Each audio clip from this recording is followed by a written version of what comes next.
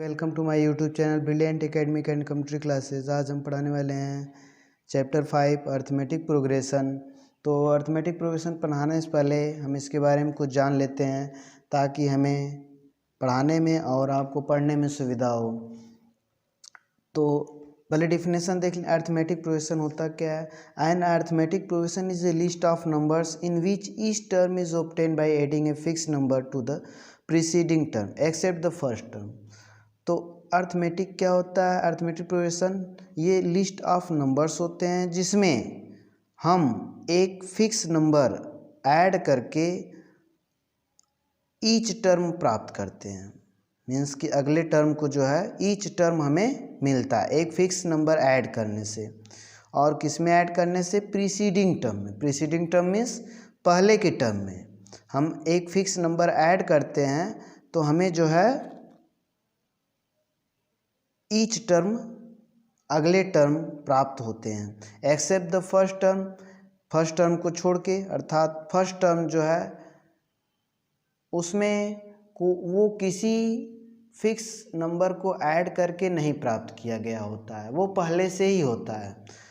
ठीक, तो जो अगले टर्म है फर्स्ट नंबर को छोड़ के, A1 को छोड़ के, जो भी हम A2 प्राप्त करते हैं तो एक फिक्स नंबर ऐड करते हैं और किसमें? प्रीवियस टर्म में या प्रीसीडिंग टर्म में। ठीक, और this fix number is called the common difference. और ये फिक्स नंबर क्या कहलाता है? कॉमन डिफरेंस ऑफ AP कहलाता है। इट कैन बी पॉजिटिव भी हो सकता है, निगेटिव भी ऐड कर सकते हैं और जीरो भी ऐड कर सकते हैं। तो इसमें मैं एग्जांपल यहाँ पे लिखा हूँ। देखिए, अगर 147 है, 148 है, तो 147 कहाँ से मिला हमको? ये तो किसी में फिक्स नंबर ऐड करके तो मिला नहीं है क्योंकि ये फर्स्ट टर्म है। और सेकेंड टर्म हमको 148 कैसे मिल रहा है? प्रीसीडिंग टर्म में, अर्थात 147 में। जैसे हम देख लेते हैं 147 है, 148 है और 149 है, डॉट डॉट 157। तो देखिए यहाँ पे जो हम इसमें ऐड किए A2 हमें कैसे मिल रहा है? प्रीसीडिंग टर्म में 1 ऐड करके A2 मिल रहा है। और A2 में हम 1 ऐड किए तो हमको क्या मिला? 149। ऐसे ऐसे चल रहा है। तो लेकिन 147 में हमने कैसे हमें मिला? ये इसमें तो कुछ ऐड करके हमें मिला नहीं है क्योंकि इसका प्रीसीडिंग टर्म तो है नहीं कि उसमें ऐड करें। तो इसीलिए लिखा गया है कि एक्सेप्ट फर्स्ट टर्म। तो फर्स्ट टर्म को छोड़ के हम एक फिक्स नंबर ऐड करते हैं जिससे कि हमें अगला टर्म प्राप्त होता है। ऐसे लिस्ट ऑफ नंबर्स क्या कहलाते हैं? AP कहलाते हैं। और वो फिक्स नंबर क्या क्या हो सकता है? पॉजिटिव भी हो सकता है, निगेटिव भी हो सकता है और जीरो भी हो सकता है। जैसा कि आप एग्जांपल में देख पा रहे हैं, इसमें 1 ऐड करके हमको नेक्स्ट नंबर मिल रहा है। तो यहाँ पे पॉजिटिव है फिक्स नंबर, और क्योंकि -7 है, -9 है और -11 है, इसमें हम कैसे मिल रहा है हमको? -2 ऐड करके, क्योंकि -7 में -2 हम ऐड करेंगे तो हमें क्या मिलेगा? -9। और -9 में हम फिर ऐड करें -2 तो हमें क्या मिलेगा? -11। तो ये फिक्स नंबर क्या है? -2 है। तो यहाँ पे कॉमन डिफरेंस क्या हो गया? एक फिक्स नंबर को हम कॉमन डिफरेंस भी कहते हैं। ये D हो गया आपका। क्या हो गया? D हो गया। और यहाँ पे D क्या है? कॉमन डिफरेंस 1 है। और जैसा कि आप देख पा रहे हैं तीसरे एग्जाम्पल में 2 है, फिर 2 है और फिर 2 है। क्या ये AP है? हाँ, ये भी AP है क्योंकि हम इसमें क्या ऐड कर रहे हैं? 0 ऐड कर रहे हैं। 0 ऐड कर रहे हैं तो टर्म में कोई भी फर्क नहीं पड़ रहा है, लेकिन ये भी AP आपका कहलाएगा क्योंकि AP के डिफिनेशन में ये है कि जो फिक्स नंबर है वो क्या हो सकता है? It can be positive, negative और जीरोस। तो वो फिक्स नंबर क्या हो सकता है? 0 भी हो सकता है। अब आते हैं, देखते हैं general form of an AP. General form of an AP क्या होता है? ए प्लस डी, ए प्लस 2d, ए प्लस 3d। अगर हमारे पास ए और डी है कॉमन डिफरेंस, तो हम एपी बना सकते हैं। ठीक, तो ये होता है general form of an AP. Finite AP क्या होता है? In this AP there are only finite term of the finite numbers of terms, मतलब निश्चित टर्म होते हैं जिनका हम ये बता सकते हैं कि उसमें कितने टर्म हैं, उस एपी में कितने टर्म हैं, तो वो क्या होता है? फाइनाइट एपी होता है। ठीक, जैसे हम यहाँ से एक एग्जांपल देखते हैं। यहाँ पे देखिए 250, 300, 350, 750 लास्ट टर्म दिया गया है, तो ये फाइनाइट एपी हो गया, क्योंकि इसमें लास्ट टर्म दिया गया है। इसका हम कैलकुलेशन कर सकते हैं कि कितने टर्म हैं। फाइनाइट माने निश्चित, तो कितने टर्म है ये निश्चित होता है इस एपी में। This arithmetic progression has last term, has a last term. इस ऐसे जो अर्थमेटिक प्रोग्रेशन होते हैं उसमें लास्ट टर्म दिया रहता है, तो वो फाइनाइट एपी होता है। उसमें हम नंबर ऑफ टर्म्स पता कर सकते हैं कि कितने टर्म्स होते हैं उसमें, तो वो फाइनाइट एपी होता है। ठीक, और देखिए जो इनफाइनाइट अर्थमेटिक प्रोग्रेशन होता है उसमें हम कैलकुलेशन नहीं कर सकते। In such APs do not have last term, ऐसे में लास्ट टर्म नहीं होता है ऐसे एपी में, क्योंकि 6, 9, 12, 15 डॉट डॉट डॉट कर दिया गया। इसका मतलब कि इस एपी में आगे कितने नंबर हैं हम इसका कैलकुलेशन नहीं कर सकते हैं। ठीक, तो ये हो गया आपका इनफाइनाइट अर्थमेटिक प्रोग्रेशन है। और 2, 2, 2 इसमें भी हम आगे कैलकुलेशन नहीं कर सकते हैं कि कितने टर्म हैं इसमें, तो इनफाइनाइट अनिश्चित, तो इनफाइनाइट जैसा कि जिसका हम कैलकुलेशन ना कर सकते हैं कि उसमें कितने टर्म हैं, उसमें लास्ट टर्म नहीं दिया रहेगा, तो ये क्या होगा? इनफाइनाइट अर्थमेटिक प्रोग्रेशन कहलाएगा। ठीक, तो अब हम आते हैं एक्सरसाइज पे। बुक्स स्टूडेंट्स अपनी खोल लें। देखिए इसमें दिया गया, इन विच of the following situation does not the list of numbers involves make an arithmetic progression and why? In which of the following situation does the list of numbers involve make an arithmetic progression and why? देखिए क्या ये ऐसी situation है, ये involve कर रहा है, जो वर्ड प्रॉब्लम है वो एपी बनाएगा कि नहीं बनाएगा। ठीक, अगर एपी बन जाएगा इस वर्ड प्रॉब्लम से, तो समझिए कि वो involve make an arithmetic progression. देखिए, the taxi fare after each kilometre when the fare is 15 rupees 15 for the first kilometre and ₹8 for each additional kilometre. तो स्टूडेंट्स बुक अपनी सामने रख लें ताकि बताएं तो समझ में आए। देखिए फर्स्ट किलोमीटर के लिए किराया कितना है? 15 रुपये हैं, और नेक्स्ट किलोमीटर के लिए, मतलब कि अगर फर्स्ट किलोमीटर के लिए जा रहा है तो 15 रुपये लग रहे हैं। नेक्स्ट किलोमीटर के लिए कितना किराया लग रहा है? 8 रुपये और बढ़ जा रहे हैं। ठीक, तो A1 आपका क्या हो गया? A1 तो फर्स्ट किलोमीटर के लिए 15 रुपये हैं।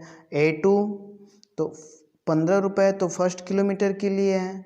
अब उससे अधिक गया 1 किलोमीटर, तो 1 × 8, 8 रुपये उसको देना पड़ा। अगले 1 किलोमीटर के लिए उसे 8 रुपये देना पड़ेगा। तो टोटल रुपया इसका कितना हो जाएगा? 23 रुपीज़। देखिए हो गया।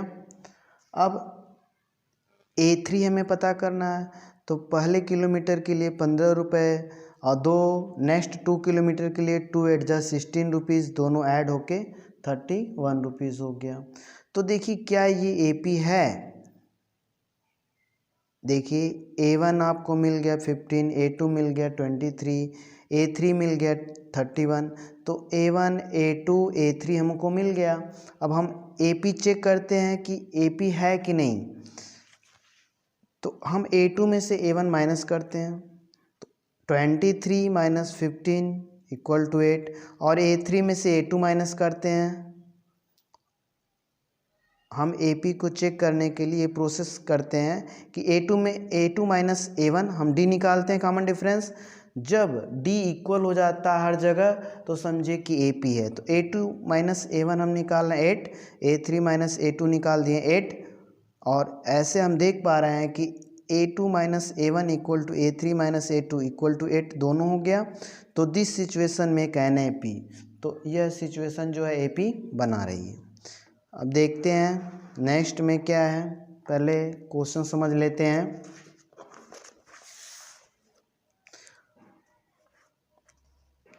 The amount of air present in a cylinder when vacuum pump removes 1/4 of the air remaining in the cylinder at a time। तो ऐसा है कि पहले एक सिलेंडर है, उसमें अमाउंट ऑफ एयर पहले से मौजूद है और जब वैक्यूम पंप किया जा रहा है तो 1/4 ऑफ द एयर जो है वो क्या हो रही है, रिमूव निकल रही है, और वो भी रिमेनिंग एयर की जो सिलेंडर में मौजूद है उसकी 1/4 पार्ट जो है एयर हर बार पंप करने पे रिमूव हो रहा है। तो क्या ये सिचुएशन AP बना रही है? तो आइए देखते हैं। तो पहले हम मान लेते हैं कि X है, जितना भी है X लीटर हो चाहे किलो हो चाहे जो भी मात्रा हो सिलेंडर में, तो अगर रिमूव किया जा रहा है, रिमेनिंग पहले से रिमेनिंग बनी हुई है सिलेंडर में इतना एयर, जब रिमूव होगा 1/4 पार्ट रिमूव हो रहा है तो 1/4 इंटू X, जो ये मौजूद है पहले से इतनी मात्रा X, और 1/4 पार्ट रिमूव हुआ तो X/4 रिमूव हुआ। तो अब बचा उसमें कितना, A1 आपका X हो गया, रिमूव होने के बाद X/4 रिमूव हुआ, X में से माइनस किए तो ये 3X/4, ये आपका A2 हो गया। अब क्योंकि पहली बार पंप हुआ तो X/4 रिमूव हुआ, इतना बचा, रिमेनिंग अब ये हो गया, और फिर रिमूव होगा, फिर पंप किया गया, फिर रिमूव कितना होगा, रिमेनिंग एयर 3X/4 है, 1/4 इसका रिमूव हुआ तो 3X/16 रिमूव हुआ। अब घटाएंगे 3X/4 में से 3X/16 जो रिमूव हुआ है, तो हमको मिला कितना, इसको घटा देते हैं,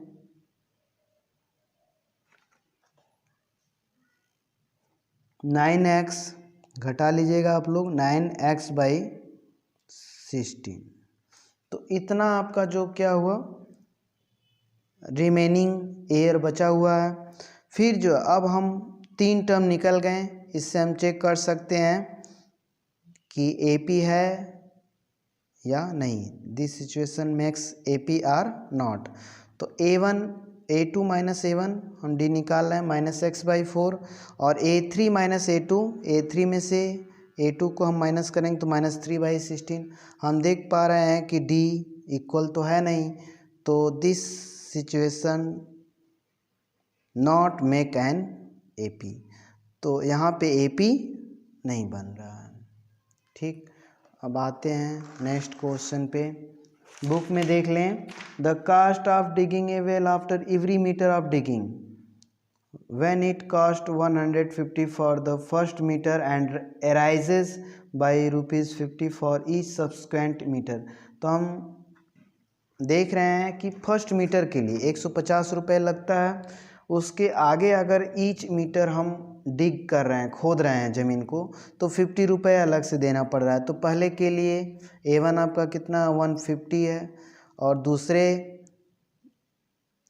मीटर के लिए अगर खोदा जा रहा है तो 50 रुपये और लग रहे हैं, तो टोटल हो गए 200। तो A1 आपका देख पा रहे हैं कि 150 और A2 मिला 200। जब 3 मीटर खोदा जा रहा है, डिग किया जा रहा है, तो 200 और 50 उसमें और ऐड कर लीजिए, तो 250 हो गया। तो हम देख पा रहे हैं A1, A2, A3 इस प्रकार हमें मिल गए, और हम अब चेक करना है हमको AP है कि नहीं, तो हम D निकाल लेते हैं, A2 माइनस A1, A2 में से A1 घटाएंगे, 200 से 150 घटाएंगे तो 50 बचेगा, A3 में से A2 घटाएंगे तो 50 बचेगा। तो इस प्रकार देख रहे हैं हम कि डी इक्वल आ रहा है। जब डी इक्वल आ गया तो A2 minus A1 equal to A3 minus A2। जब डी इक्वल आ गया तो this situation make an AP। ठीक, अब नेक्स्ट फोर्थ पे आते हैं।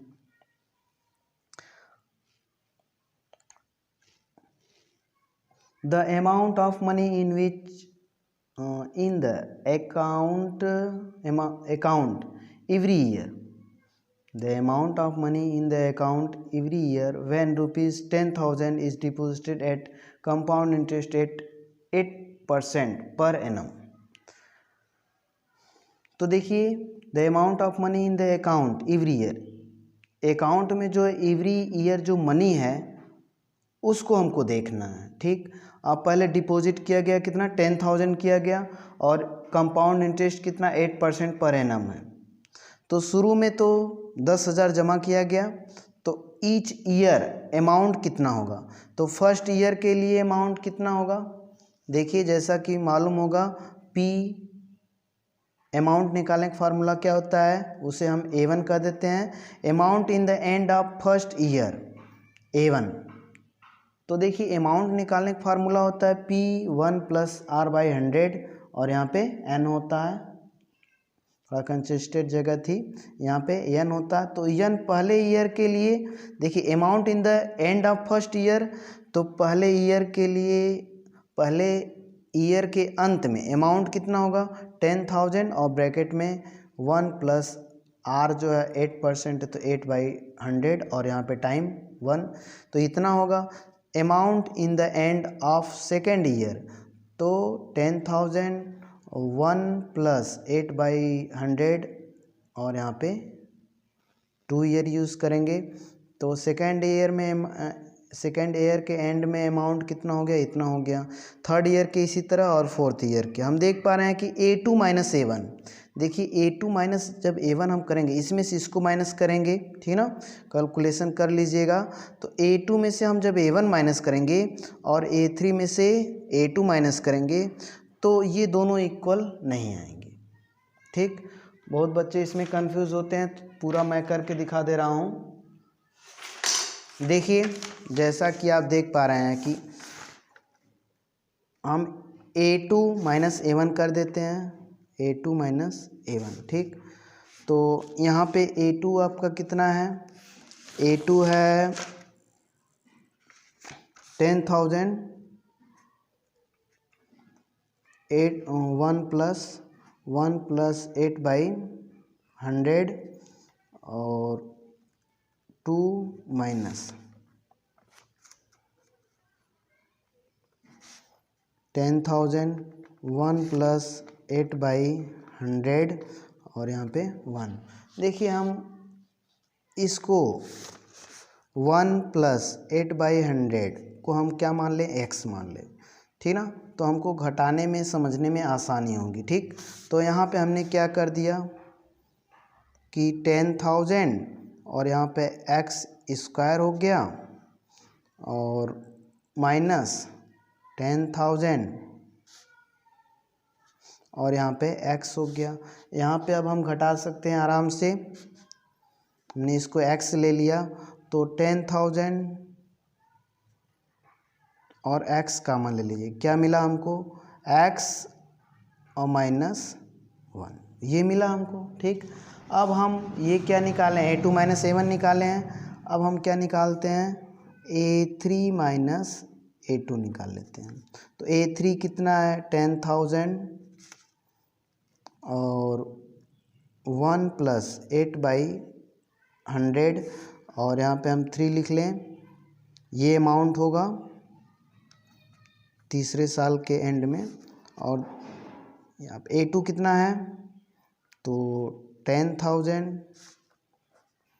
1 प्लस 8/100 और यहाँ पे 2 लिख लेते हैं। तो अब हम यहाँ पे देख पा रहे हैं, इसको पुट कर दीजिए वैल्यू, x की क्यूब और 10,000 और माइनस 10,000 और यहाँ पे x का 2, यहाँ से हम घटा लेते हैं, स्क्वायर कॉमन निकालेंगे तो यहाँ पे एक्स स्क्वायर 10,000 निकल गया कॉमन, और एक्स स्क्वायर निकालें तो क्या हमें मिला, एक्स और माइनस।